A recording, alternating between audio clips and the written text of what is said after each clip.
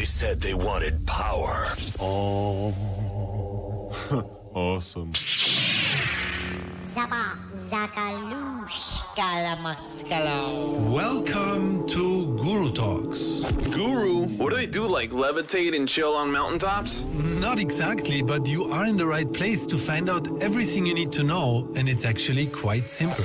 I am your host, Florian Boschi, and I will be going extra deep with Guru Bhaneswaranand each and every show. We are covering deep truths about relationships, success in business, world peace, and many other topics. Oh, and of course, enlightenment. Because our guru, well, he is enlightened. Welcome to the 9th episode of Guru Talk. Today we are speaking about the feminine and the masculine again. Today from a perspective of challenges that women have and the nature of women, the nature of men. The first question I have, Guru Bhaneswaranand, and we have talked about this a little bit last week, or was it at a different talk, but we've talked about it recently. What I would like to know is when women in our society are more masculine than they were, let's say, 100 years ago, does this mean that they have more of that balance towards the 50-50? Or is that a different thing? I asked you this, I think, last time, but it wasn't sufficiently answered, so I'm asking it again.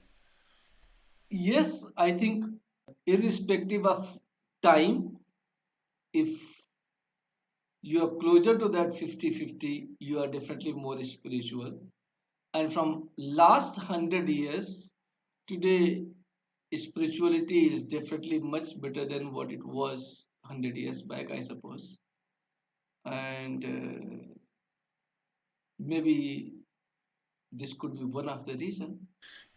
Let me rephrase. So, the reason why I'm asking this in so much detail is because on the one hand, you're saying that when a woman or a man is behaving outside of their natural gender-related behavior, which in itself is already a controversial statement. But let's say there is such a thing as a gender-specific behavior, which I think you have spoken about before, that women want to be taken care of and being led in a way, and they want to let themselves fall into the arms of their heroes, so to say. And the man wants to be the one who leads, and that is an innate gender-specific behavior or desire. Now, if women and men are breaking out of their gender-specific roles more and more, meaning a woman stops being nurturing, stops being caring, instead becomes a very tough businesswoman who behaves in a very masculine way. Again, on the one hand, you're saying this is in a way an imbalance, or I'm not sure you are saying that, but on the other hand, you're saying it brings them closer. Do you see where my question is trying to get in? First of all, let me clarify that if you are a successful businesswoman, that does not mean that you are more masculine. Gender specific role, it is almost impossible to change. Men cannot carry children and nourish, whereas women has got that boon to carry a life and to nourish it. I think whatever work you do, it has got really nothing masculine and nothing feminine. A person, whether male or female, can be a successful businessman and can retain the quality of their feminine or qualities of their masculine. So when you were speaking about that women are behaving more like men in the feminist movement, and So, what did you refer to? What did you mean when you were speaking about that? If not this. You see, not about successful, being successful or unsuccessful, anything. You see, what that time probably I was talking was something different than what you are referring now. I wanted that time to tell you that body wise we are different. Men and women are different. So you don't need to be 7 feet tall to be successful. You don't need to have a muscular body like men to be successful. All those things, what society has put in women, that if you want to be successful, you have to be shoulder to shoulder with men, is not correct. Women can be more successful in any field if they put in their mind and heart, and definitely in business. It ha- Success in business has got nothing to do with your gender. Okay, let me rephrase this. I think now I have found the right wording. Is there a difference between wanting to be shoulder to shoulder with men and a spiritual state where you acquire a more male aspect of your feminine male balance as a woman? Again, is there a difference between wanting to be shoulder to shoulder with men and having an increased masculine aspect inside of yourself in regards to the female male balance, Yeah, or even the 50-50 female male balance that comes about with enlightenment? there, Is there a difference between the two? yes, there's definitely a difference between the two. You see, when spiritual development takes place, changes happens inside. And when you want to be shoulder to shoulder, you pretend, you try from outside to be equal. You are already superior. So rather, men should try to be equal to women, not women. So the changes from inside and changes from outside are two different things. What you are referring in one, that is spirituality, where changes takes from inside. What you are referring to other, shoulder to shoulder, where changes takes place from outside. They are two different things, certainly. How does somebody know if they are doing the one or the other? A spiritual human being is calm, quiet, and non-aggressive. They are opposite in their behavior. So of course, you always come to know whether something is changing inside or something you are pretending and changing outside. Can you elaborate on the concept of a strong woman, please?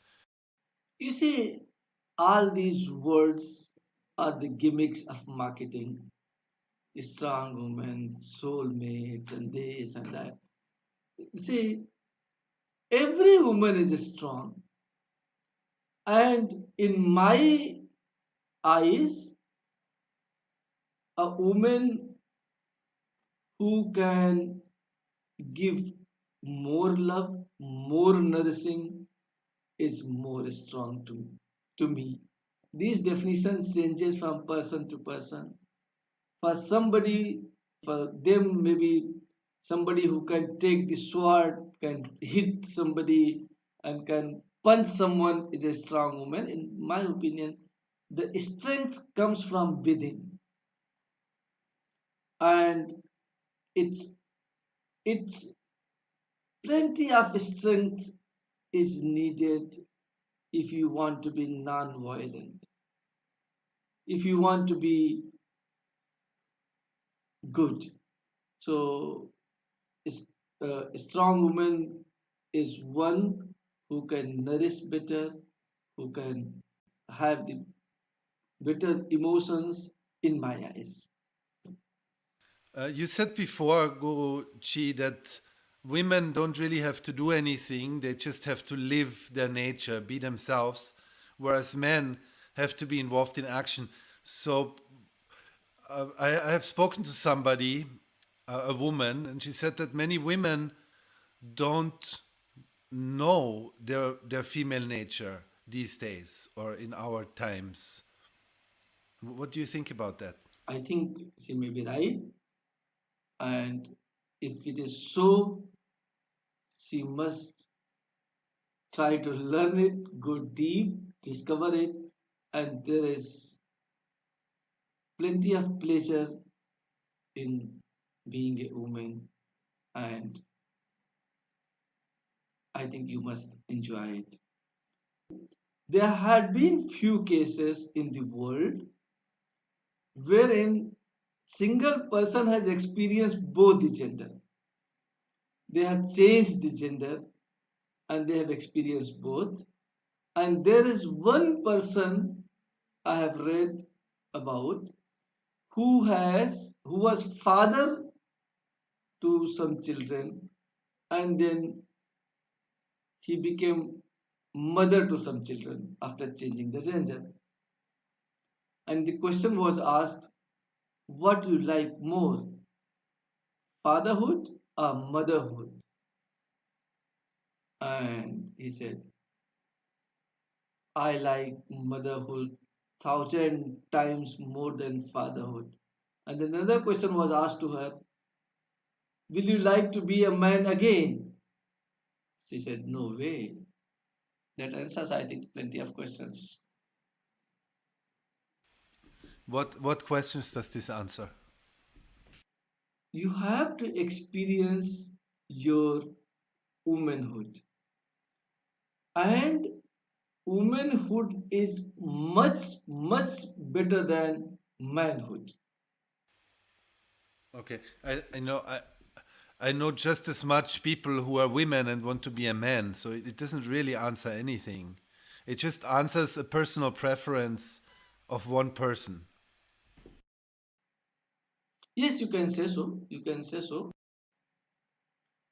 Yes, now again, I think we have discussed and I have elaborated on something different, that we all, when go deep, a little deep, find the answers about us, but we try and ignore them. We try to prove them wrong, and you see, our body, our soul says who I am, but still, because my brother has done this, I want to do it.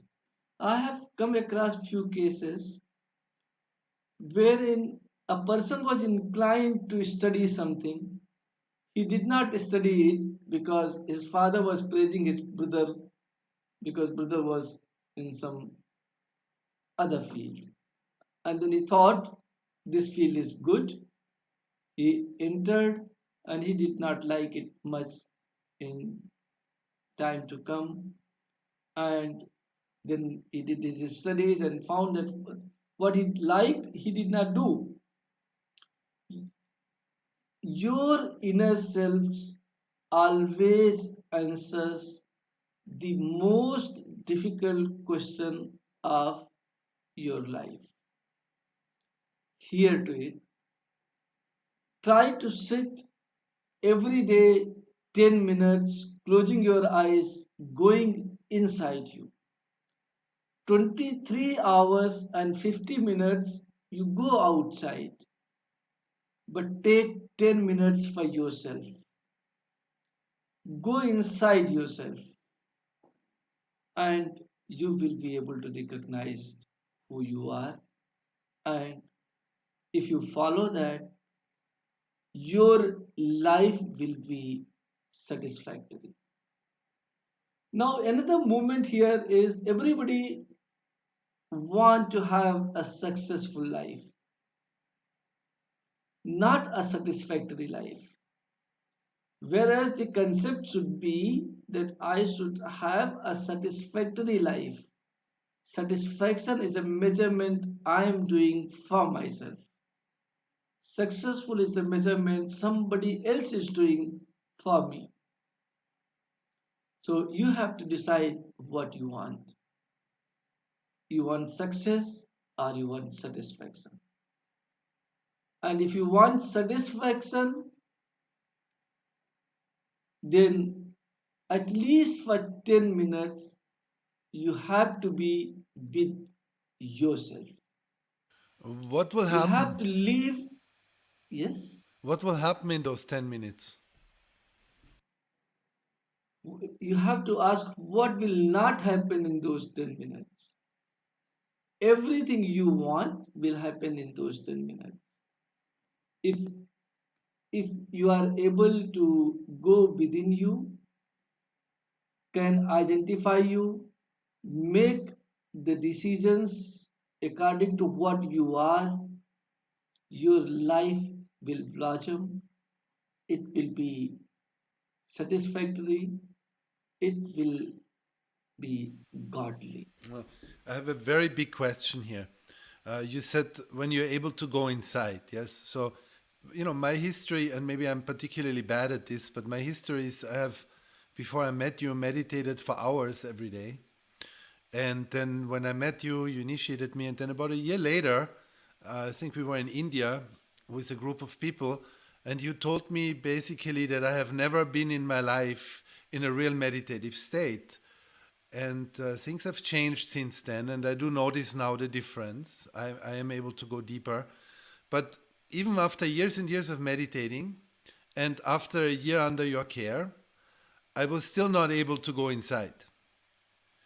And you have been saying back then that most people, when they meditate, they look to sit straight, they look to, to be in the cross-legged position in the right way, or to be in lotus position in the right way, and, to have their eyes closed and to be completely calm and quiet. But it doesn't mean that on the inside they are not still busy with their thoughts about their boss, about their job, about the outside world, about this, about that. So why am I saying this? Because you're putting this in a very simple way. Like you sit down, you close your eyes for 10 minutes, you go inside, and your life will change. What if you can't go inside? Which I assume is true for most people, from what I understood from your lectures last summer. Maybe I'm wrong, but please comment. No, you are not wrong. You are right.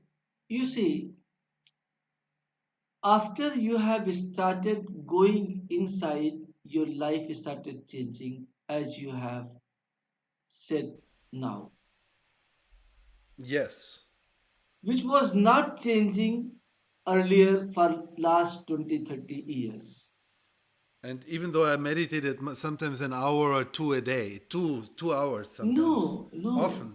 that I think I have already spoken. You have not. You Yes. were not meditating. You were trying to sit in a position. You are more worried about whether your position will be liked by your fellow person who is sitting next to you. Is he more straight than you? Is his fingers and my fingers are different? Am I really doing the good meditation? And then you will open your eyes like a thief to see your fellow man how he is doing and will try to copy him. That is not meditation. That is not going inside. I'm not saying anything that you sit in lotus, though I sit in lotus, but I'm not saying anybody to sit in lotus. I'm not saying you sit in this position, you do your fingers like this or like that or whatever.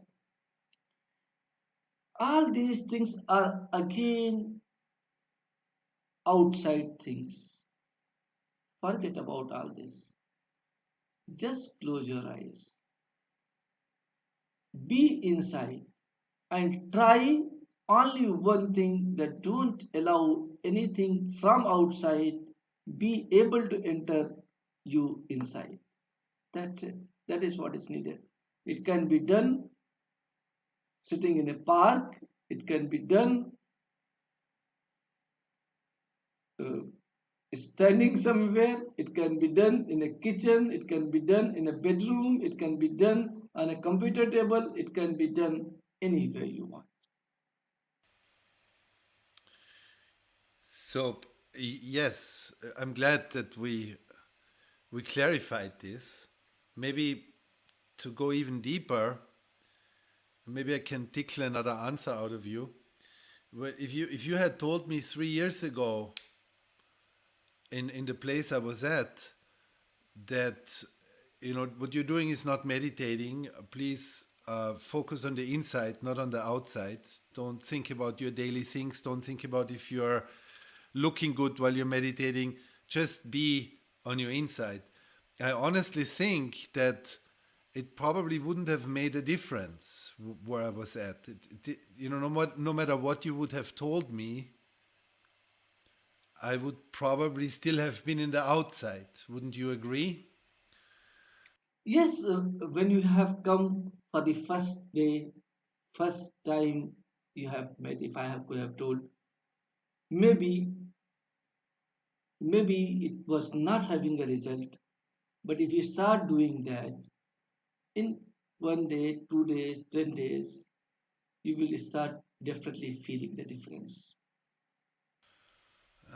I don't know. I'm a little bit wary about this because it's not like people, when you learn meditation, everybody will tell you that.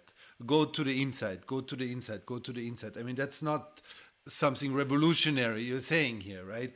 However, to actually make that step to be on the inside is a whole different story. And I personally believe that it wasn't your words, or maybe your words were a small part of it, but ultimately it was the energy that I was able to receive. No, yes, that is, you are perfectly all right. I mean, if you want to go deep into spirituality, then obviously you need energy of the source through your guru, undoubtedly. But all those who are not having access to that can at least start this 10 minutes work, and that is the starting point. It can lead them anywhere. If not much, they will at least be able to recognize themselves, recognize their gender, recognize what they need to do, and even if they are able to do this much, it it is a good achievement for an ordinary human being. Yeah.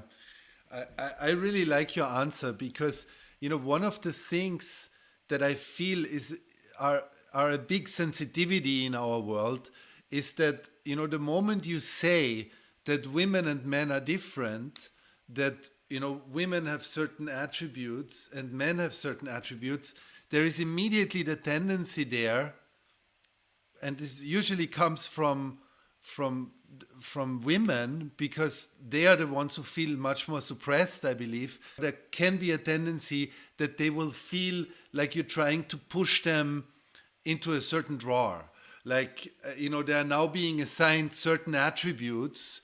Those are generalized attributes that now go for all women, and that sometimes can hit a nerve because I don't think anybody wants to be forced into a certain category of attributes. But what you are saying is that it is not something that can be put upon you from the outside.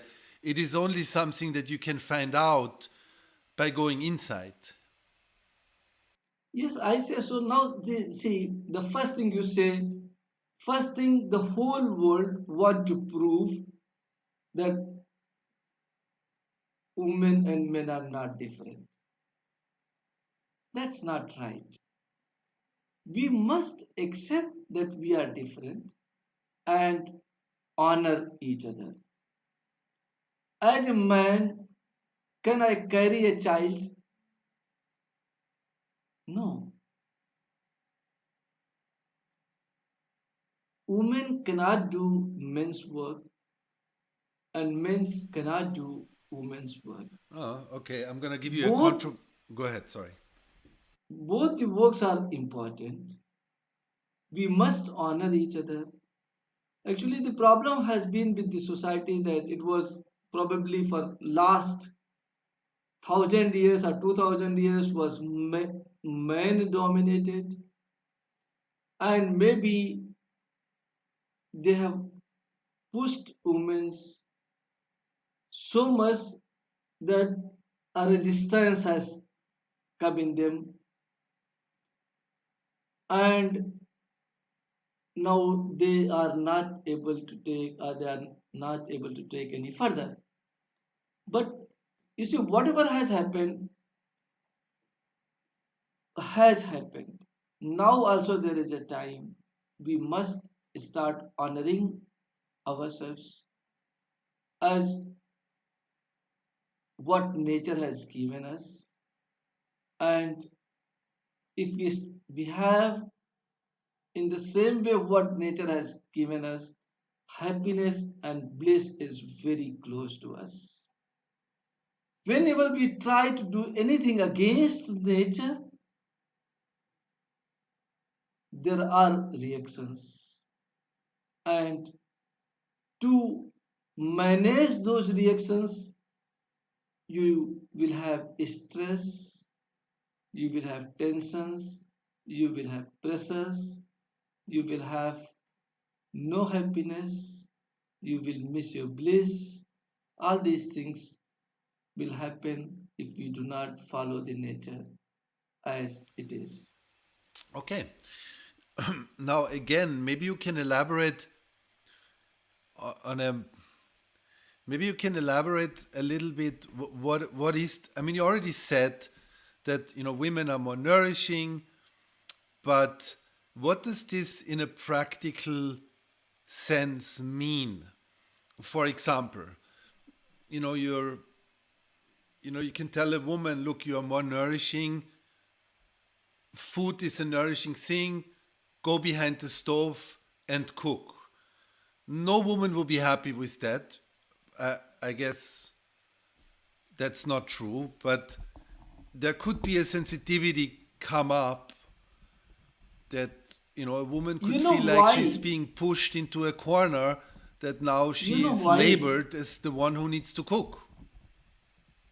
No, I don't Yeah, know I why. mean, cooking is not nourishing, number one. Number two, because time and again men has thought and tried to communicate wrongly that their work is more important than cooking. So, eh, I mean, you are saying that they are doing a subordinate work, which of course no one likes. They are, you see, in I mean, I'm not saying that, by the way, yeah, just to I be mean, clear. we as a society, I say, when I say you, I mean we as a Right. society. I'm not accusing you. Look, you know, here in India, civil servants are the most respected. Okay. So most of the intelligent class want to become civil servants. Whereas, in my opinion, the most intelligent class should become primary teacher. Primary school teacher, first 4 years or Now, something. Yeah. yes, yes, but it is not happening because we as a society has failed to give the same respect, same power, same kind of facilities to our school teachers as we have given to civil servants. So now fighting war. is being seen as a respectful job because soldiers are protecting our country. So people likes to become soldier. Women will also like to become soldier because it is the most respectful job. You start, we as a society have to change. Please accept it. And solutions becomes very easy.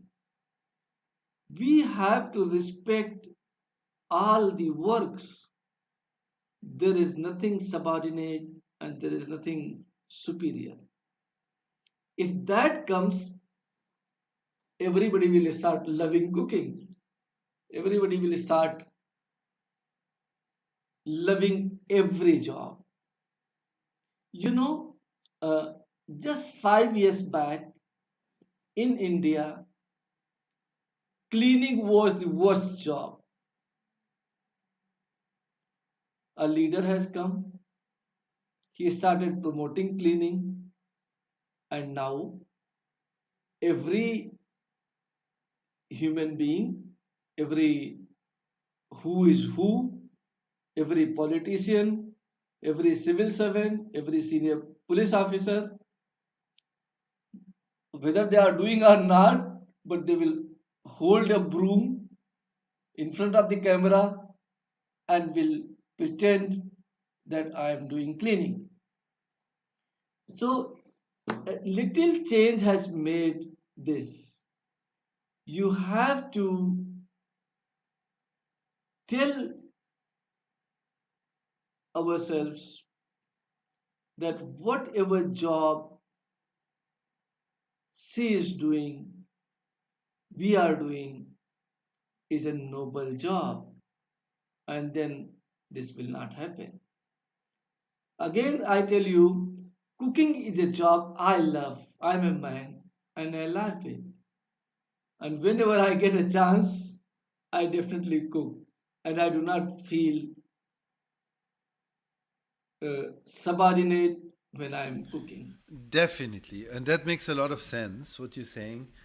And thank you for saying that. However, there is an additional factor here, it seems like. For example, you love to cook. However, you usually don't cook for yourself, or it's not often. Most of the time, your woman cooks for you. And this is definitely the case in the world, that it seems to be a tendency that women cook more than men, even though many men enjoy cooking, they like it. And obviously, when somebody lives by themselves and is not in a relationship, they will cook for themselves. And there is even marriages. A friend of my sister, they have a family with 2 kids. He's the one who cooks every day. However, there seems to still be a tendency or a notion that women just seem to be more in that role of being the cook. Now, why is that? You said that cooking is not nourishing. For me, that would have been a perfect explanation to say, well, it's a more nourishing job, and that's why women have more of a tendency to do it. But please comment. Cooking is also nursing. What nursing I was referring was something different. But yes, you see, why probably traditionally women were cooking more than men? Because they have more love in their heart. But wherever loveless cooking comes in, like in hotels, in restaurants, uh, in the places where a lot of people has to take food, I think cooking is done by men. But so you see, the very natural thing in a woman was to give love, and therefore she must have taken the cooking by herself. Now problem came in between. Oh, in a quarrel when husband and wife fought, what are you doing? You are just cooking. I'm doing everything. These things has made the difference. That okay, my dear friend, Now I will do everything and you do just cooking. You understand from where the changes has started. But yes, I understand. I mean, cooking or whatever work is immaterial. Generally speaking, our better gender called women has got much more love than their counter half called men. We must accept it. We must honor it. We must love it. And we must respect our women. Yeah, it's really a beautiful thing to see how this works, because from that perspective, it's almost as if, something very beautiful, a very beautiful activity that is a vessel to bring love to The the ones entire close to family, you. yeah, entire family. Yeah, it's almost as if with this development that the pleasure that this can bring is being taken away, because now you give that love on the one hand, but on the other hand you start feeling superior because you're being inferior, sorry, because you're being pressed in that role that you're doing an inferior action or something. Yeah, that we have to change. Exploitation has been a very big problem of the world, not the gender uh, equality. And if we want to bring this world a better place of living, we as a society and we as each member of society will have to decide to stop exploitation. And we spoke about this yesterday. The idea is that women, in the same job, if there is a man or a woman in most countries in the world, there is some kind of an inequality in terms of how much they're getting paid. And uh, this is a factor because, we were just talking about, the appreciation or the value, or for a woman to be seen in, an activity such as cooking, for example, and the whole problematic that comes with it. Now, in the job world, it is a similar thing. It seems like that the same activity is being more valued financially for men than for women. That need to be changed maybe, and it's a different topic, but yes, I think, yeah, in general I can tell this much, that number one, every job should be respected. Number two, there should be gender equality, and we should all be paid same money for the same work. And I think, I'm not sure, I think Florian will have more statistics, which I do not have. I think our governments, almost in every country, are working to do this. Uh, Same job, same pay is almost the law of land in all the developed and developing countries. I have another question, and maybe that has some impact there or has some meaning here. It seems like that women have been put into a place that the works or the activities they do are inferior to those of men. This fits very well into the whole suppression machinery of patriarchy that has been going on for the last thousands of years. Now, in the last century, something has happened that for the first time, women are being educated, right? So for the first time, they started, barely 100 years ago, that women started to read, and then it's even shorter that women were allowed to vote and really started getting the same rights, also in terms of the education. Now, the education does something, right? Because if you see possibilities in the world, if you see options, which comes with education, then you will also probably want to break out of old structures. Maybe a work that you're doing where you feel like you're inferior to your partner, to your husband, or you're inferior in your family. Now you become educated. As you become educated, there's more and more of a sense to validate yourself, to maybe break out of any suppressive structures. Could this be a reason also for increased divorce rates in recent decades? Yes, it is. Look, there was a time where a person, whether she wants or not, had no option to leave her partner, which has changed now. She is more capable, she can make her own decisions, and and she has got capacity to resist this suppression. So definitely there are few divorces because of this, because men are not able to accept it that women has become more powerful. But the fact is they were already more powerful. They were already much better than their counterpart. So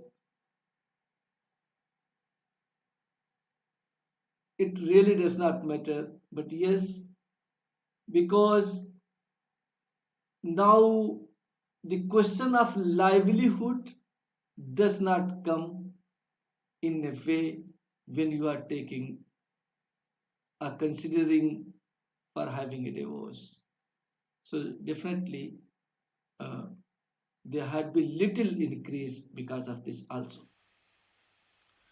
So, we live in a time where this tendency seems to increase. Women are becoming more independent financially as well as maybe emotionally, it seems, or at least they speak up for themselves much more than they ever did.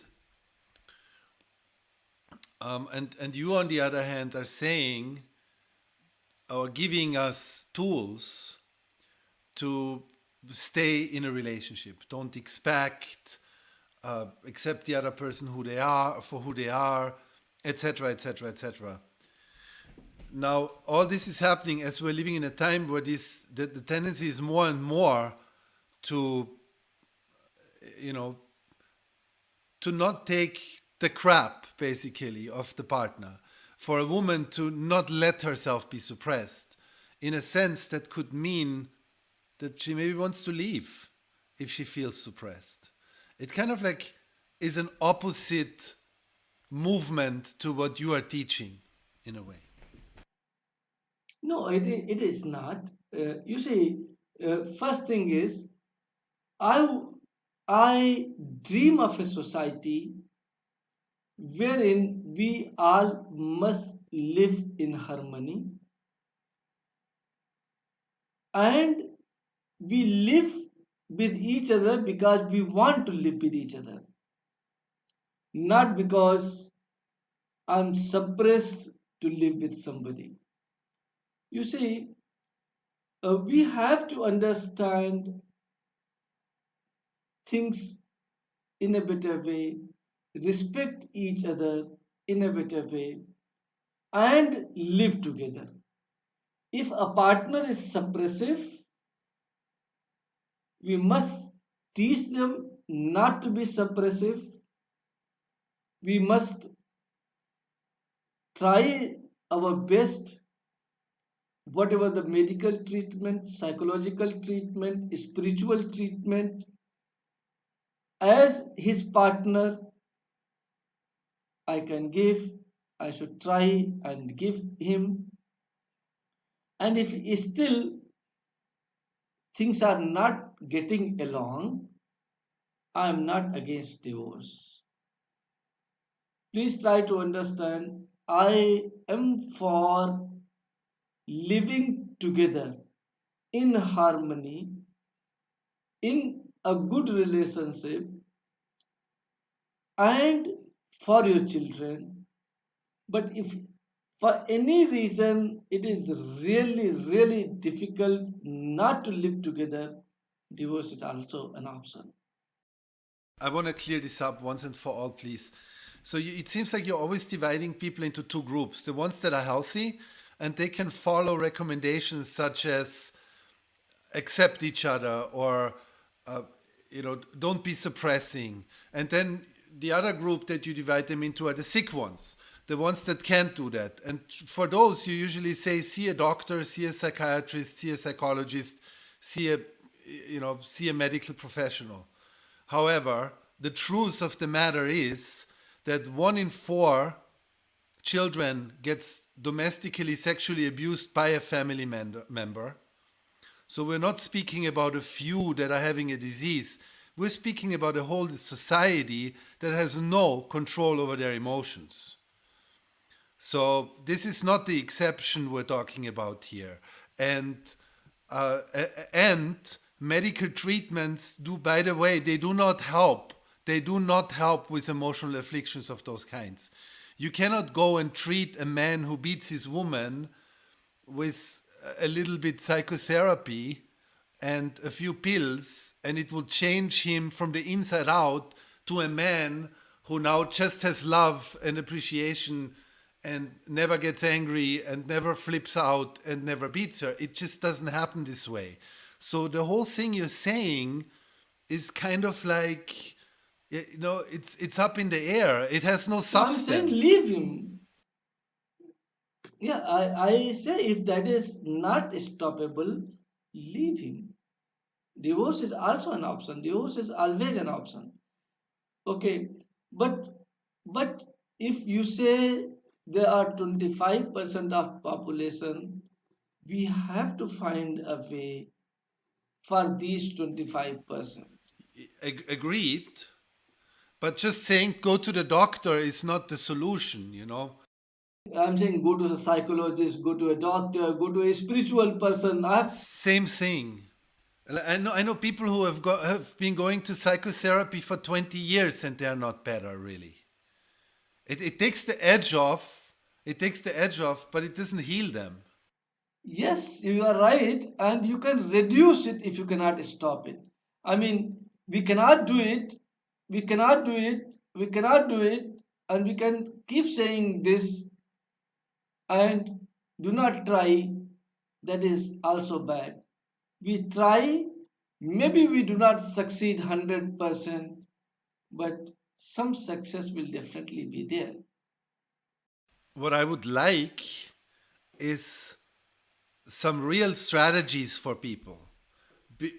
Besides, well, if it's like this, you're sick and you need to go to the doctor.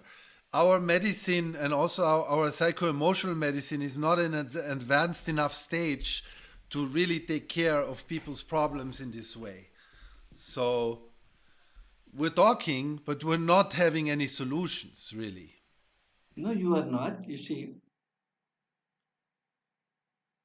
when for the first time there was a democracy in a small town called Weimar, I think nobody has ever thought that this concept will be acceptable by the entire world someday.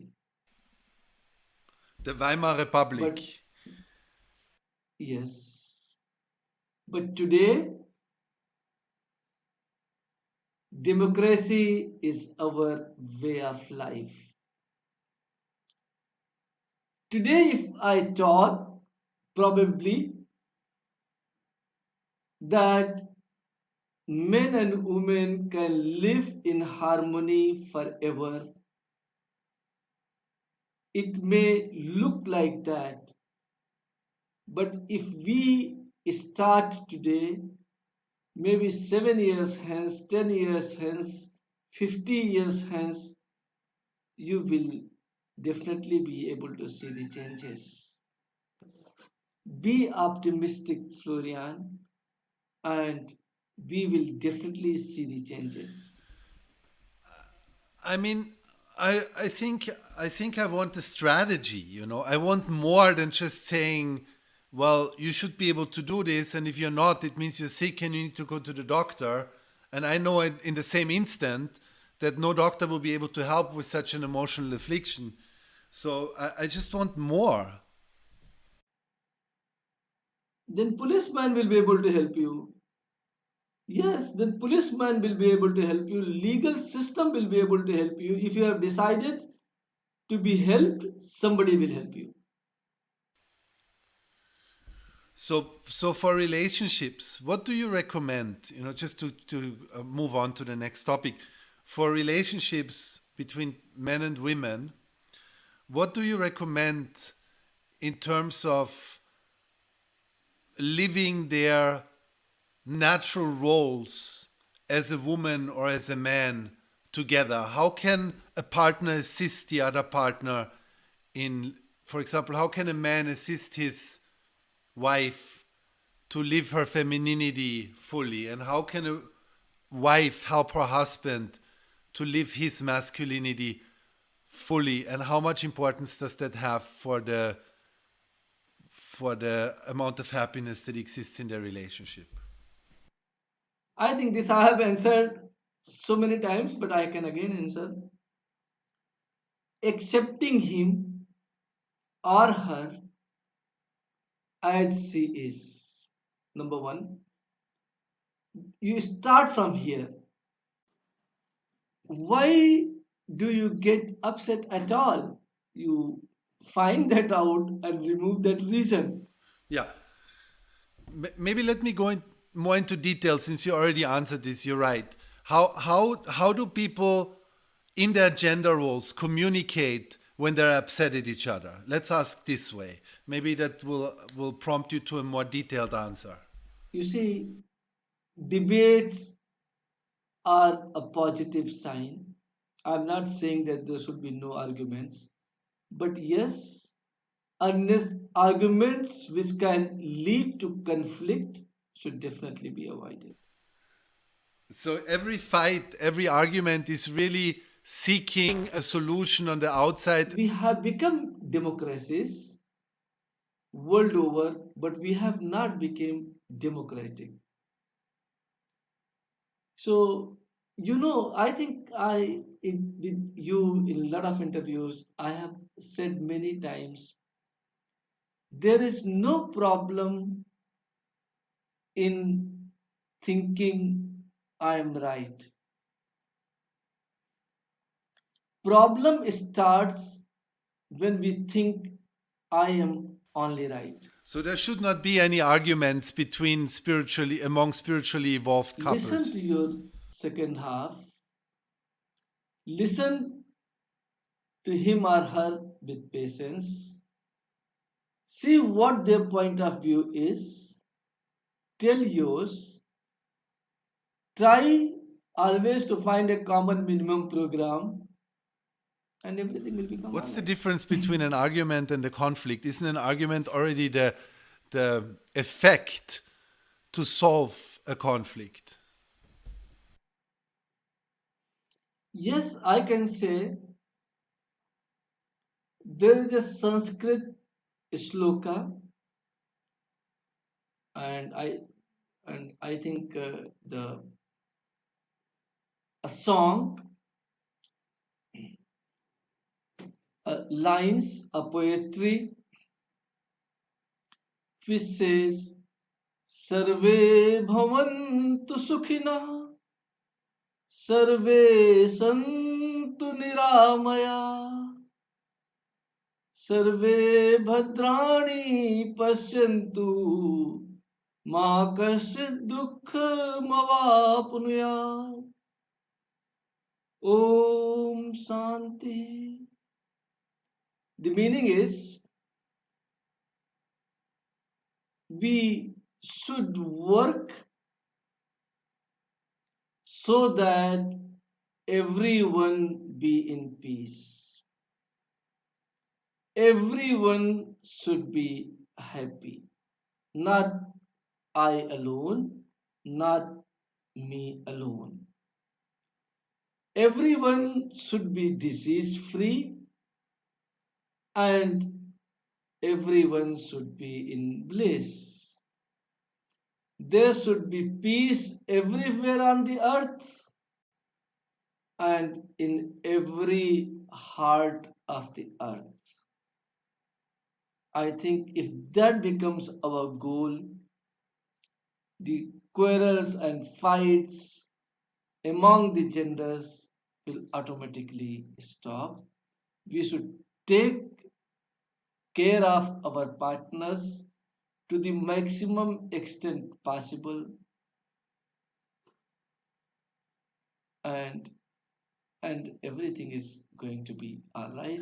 So since we're talking here about femininity, masculinity, and the intrinsicies of relationships between the two or among the two, in terms of sexuality, we have spoken before that when a woman and a man have sex, that their energies mix, and this has in actuality to do with bodily fluids. So the moment there is an exchange through kissing, through ejaculation into the woman, or through exchange of vaginal fluid, energy, spiritual energy gets exchanged, and it gets exchanged strongly. And it gets exchanged indiscriminately, which means that good aspects, strength, emotional strength can be carried over, but also emotional deficiencies and personality deficiencies and fears and worries and sorrows and so on can also get transferred over. Now, my question is, since we're speaking about the difference between men and women, is a woman at a disadvantage in this exchange? Meaning, when a man and a woman have intercourse with each other and they're exchanging bodily fluids, let's say a man ejaculates into the woman, it seems like that she has been gotten in touch much more with his bodily fluids than he has with hers, because the vaginal fluid has just touched his skin, the skin of his penis, whereas now the sperm is lodged inside the woman. So my question is a woman at a disadvantage in terms of how much impact she receives energetically from the other person? The answer is yes. They are more emotional, they are uh, more receptive, so definitely they will receive more.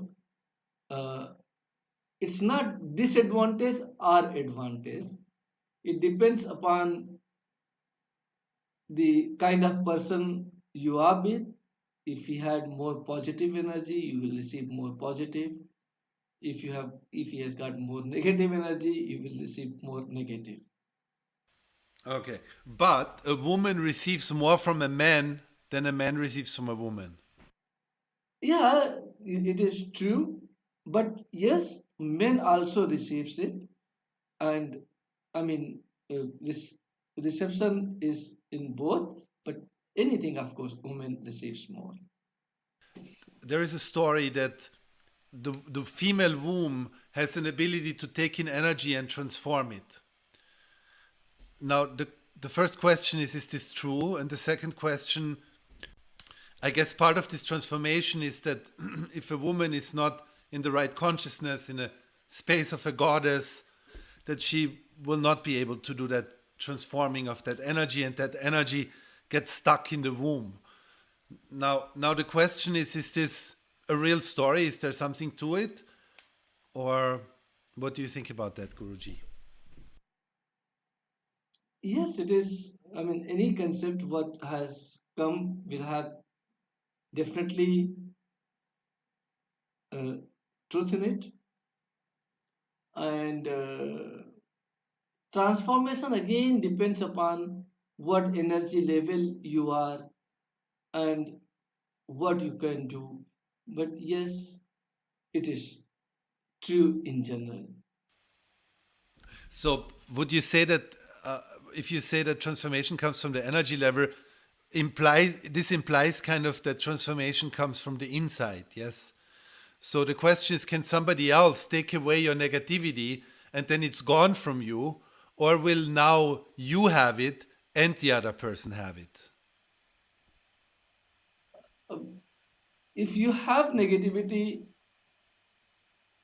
I mean, in the Let's sexual, say you have sex. Yeah, exactly. Let's say you have sex. Your negativity, one person's negativity goes to the other person. Does that now mean that that negativity has left person number one and has moved to person number two, or do now both people have the same kind of negativity? you see, uh, the entire energy never leaves you. Part of it goes to the partner with whom you are having sex, and it is, as I told you, it's both positive and negative. The positive emotions also goes in, negative emotions also goes in. You have it, and part of that you have given to your partner. There is a possibility that those emotions starts developing in partner and becomes more. But when you take it, it's a it's a smaller quantity, and you don't take the whole thing from the other person. So, so there is only a part that's being transferred. Now, if Yeah. let's say person A has a big chunk of negativity, has sex with person B, now 50% of that energy goes to person B. Will person A now have less of an infliction? Will they feel better? For momentarily, yes, but then it will again start growing in them. I mean, it is give and take. So definitely, for that particular moment, he will definitely feel better. So when somebody, let's say we're meeting somebody, and we're having a good time and we're enjoying ourselves and we're pondering to get into a sexual relation with that person. Are there indicators that, warning systems, maybe internal intuitive warning systems, I don't know, that can tell us, show us, prevent us from having sex with somebody who has either no spiritual energy, so they suck us dry, or they have a lot of negativity inside of them, so they will harm us the moment we have sex with them? How can we protect ourselves from that? How do we know? I think your inner self again tells you something about this. And secondly, you see, by becoming maybe more faithful, trying to be as monogamous as possible, all these things will help you. It's really interesting because you're basically promoting monogamy without having a religious reason for it. No moral, ethical reason for it, but a purely energetical reason to help us stay strong and clean. Yes, I'm not promoting monogamy. I'm saying what the truth is. Now, it is for people to decide to go for it or not go for it. Yeah, it's like screw yourself silly, but be aware that you will suffer emotionally from it over time. Yes, that's what the truth is, and that is what I think I have said all along with you whenever you have asked me. With those words, we're closing the show. It has been a pleasure as always, and we'll see each other next week. Thank you so much, and have nice day.